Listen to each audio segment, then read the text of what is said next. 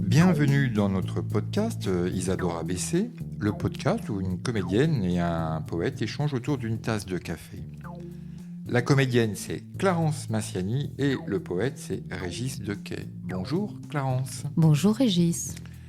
Alors, aujourd'hui, nous poursuivons les podcasts autour de la dynamitrie de Cuny avec une nouvelle rencontre, une rencontre collective de personnes donc, qui ont travaillé ou vécu dans ce lieu, près de ce lieu. Et donc, ça, c'est un collectage que tu avais réalisé en 2015, donc il y a presque 10 ans. Tout à fait. Et quand on parle de rencontres collectives, c'est-à-dire qu'il y a des collectes individuelles où je suis seule avec la personne, et puis des collectes collectives où il y a plusieurs personnes qui parlent en même temps. Et vous allez entendre une rencontre collective. Mon quartier dans Cuny, c'était la cour des miracles. Oh, ce n'était pas n'importe quelle cour. C'était une cour où il y avait beaucoup d'enfants. On était toute une bande.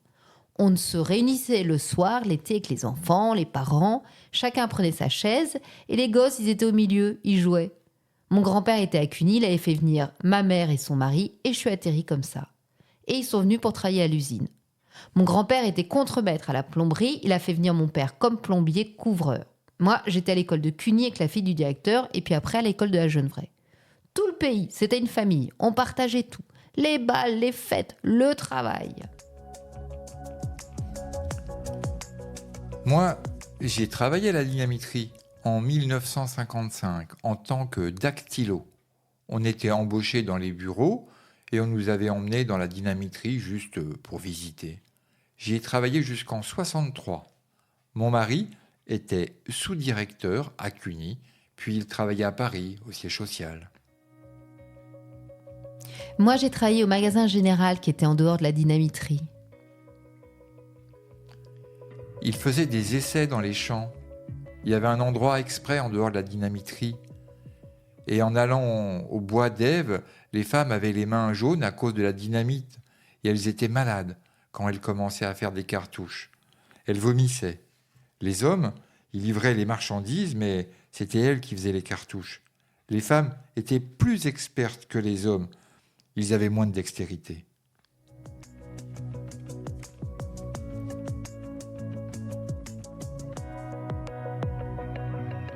Pendant un moment, vers la fin, ils avaient souvent des infarctus, des cœurs malades. Ça avait une incidence sur la santé. Moi, je travaillais au magasin général avec les carriers. Ils m'appelaient et me disaient ce qu'il fallait livrer aux carriers. J'avais des amorces électriques, des cordeaux détonnants, tout ce qui est en rapport avec les carriers. Les carriers, c'était pour les carrières. Je m'occupais de l'essence. Tous les jours, j'allais à la pompe à essence et je remplissais les camions de tous les chauffeurs qui avaient besoin de carburant. Des robinets, des joints, du papier pour faire les cartouches. Ils faisaient 4 à 5 cartouches en même temps. Ils avaient ça entre leurs jambes, ils entortillaient leur papier, la dynamite, elle rentrait dedans et on bouchait 4 plis. C'est pour ça que les femmes avaient les doigts plus agiles. Après tout ça, ça partait à la caisserie. Cuny était la plus moderne des usines. Et c'est pour ça qu'on n'a jamais compris pourquoi ils avaient choisi de la supprimer. Et Madame le maire, elle s'est démenée pour la garder. Ça aurait pu continuer, mais c'est une histoire de sous entre grands. Quand il y avait une explosion, ça tremblait, ça faisait vibrer les carreaux, de la fumée jusqu'à la Genevraye et Épizy. On allait au marché à Nemours avec le camion de l'usine tous les 15 jours. Et quand on allait à l'école, à Melun en interne, c'était le camion qui nous emmenait à la gare et venait nous rechercher à la fin de la semaine. C'était l'usine, c'était formidable. À nos parents, ça coûtait rien. On était chauffés par l'usine, on avait l'eau par l'usine, on payait pas, l'eau gratuite. C'était le début du siècle, vous savez ce qu'on appelle le paternalisme. Au début, il n'y avait pas d'électricité. Je me souviens de faire mes devoirs à la lampe à pétrole. Et puis quand on a eu une salle de bain, c'était le paradis, le paradis. On avait le baquet pour se laver toutes les semaines et à l'usine, il y avait des douches. Tous les vendredis, on pouvait aller à la douche gratuitement. Parlant des douches, quand il y avait des accidents, on ramenait les corps dans les douches en face des bureaux. Et quelquefois, j'ai vu les gendarmes qui étaient là, ils étaient obligés de sortir parce qu'ils se trouvaient mal. Tous les jours, la dynamite partait à la gare de Moret. Et pour 50 kilos de dynamite, il fallait un wagon entier. Et pendant la guerre, les Allemands ont voulu faire sauter le pont de la Genevraye. C'était Monsieur R à l'époque. Et les Allemands, ils voulaient faire sauter le pont. J'étais gamine, mais je m'en souviens. Mon père faisait partie de la bande qui devait faire sauter le pont. Et moi, ma mère et mon frère, on nous avait évacués le plus loin possible pour ne pas recevoir les planches de bois. Nous, on était des gosses, on ne se rendait pas compte. On était dans la cour des miracles et on voyait les avions passer qui piquaient et on criait « Un avion, un avion !» Ils bombardaient l'huilerie de Bourron.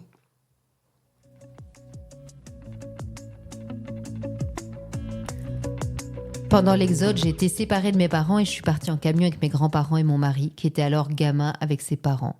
On a été à Lyon dans la famille de mon mari et après on est descendu à côté de Perpignan. Donc mon mari, je l'ai toujours connu dès l'enfance.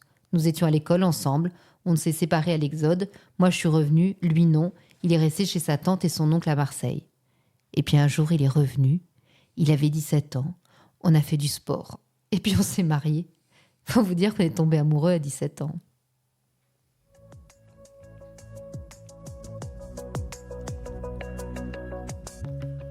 F, elle est née à Cuny. J'ai commencé par être boniche à l'âge de 16 ans. Après, je me suis marié, j'ai eu mes enfants, je les ai élevés. Après, je me suis trouvée veuve. Entre-temps, j'ai travaillé 6 mois à l'usine, à l'encartouchage de la dynamite. Et quand je me suis trouvée veuve, je suis devenue assistante maternelle, agréée. Puis, j'ai fini mon temps de travail à l'école, voilà, c'est tout. C'est déjà pas mal.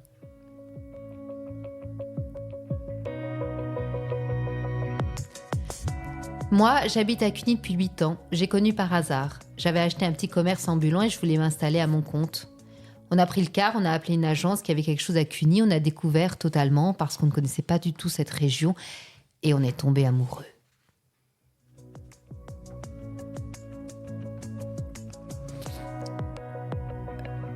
Excusez-moi, mais je vais vous dire quelque chose. Cuny, ça n'a rien à voir avec ce que c'était. Comme c'était beau. D'abord, à l'usine, il y avait tous les corps de métier. Alors, toutes les maisons étaient entretenues, toutes les cours, c'était fleuri partout. Les jardins étaient cultivés. Mais c'était vraiment un pays magnifique, on était bien. Que là, maintenant, pour tout l'or du monde, que je suis ici, je retournerai jamais à Cuny, non. Ça a changé comme ça, petit à petit. Les gens sont partis, l'usine a fermé. Moi, je ne suis pas partie avec mon mari, on n'est pas partis, mais on aurait dû. Mais j'avais dit, on a été toute notre vie pour payer la maison, alors je ne veux pas partir d'ici. S'il y avait eu autant de photographes dans ces temps-là qu'il y a maintenant, il y aurait des photos magnifiques. Il y avait beaucoup de choses du temps de l'usine, même ici à la Genevraye. Vous vous rappelez les belles fêtes qu'il y avait ? Oui, mais il y avait un financement par l'usine. Ici, tous les gens travaillaient à l'usine. Il y avait ceux qui conduisaient les camions, il y avait les mécaniciens, les électriciens, les chimistes, les secrétaires, l'institutrice. Il y avait tous ces gens-là. Il y avait toujours quelque chose. Mais forcément, les gens n'avaient pas de voiture, alors ils restaient sur place. C'était comme une grande famille, quoi. À l'usine, il y avait des familles entières qui travaillaient. Il y avait mes sœurs, mes frères, mon beau-père, ma belle-sœur, mon père. Et maintenant, on voit plus ça dans les usines, dans les entreprises. Mais là-bas, la dynamiterie, pour gagner sa croûte, fallait y aller. De toute façon, dans l'usine, rien qu'à la conciergerie, il y avait comme une mare. Il y avait de l'acide là-dedans. Et puis un peu plus loin, tous les terrains de l'usine, il y avait les vapeurs de paraffinage. Et tous les conduits où il y avait de l'acide et tout ce qui se passait. Vous savez, les terrains là-haut, ils sont pas nets, hein. Ça n'a pas été dépollué. Regardez où il y avait le garage, il y avait la pompe à essence. Alors automatiquement, le dessous, il n'est pas clair, hein. Bon, maintenant, c'est trop tard. Il n'y aura plus jamais rien, de toute façon. Dans le temps, on avait 3 boulangers. On avait 2 poissonniers.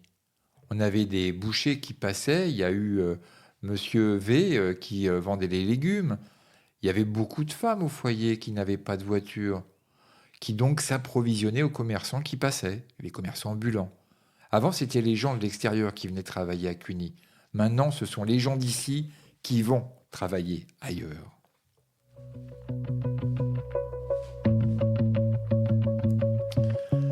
Voilà, Clarence, pour ce nouveau podcast sur la dynamiterie. Et on se retrouve Ouais, on La- continue.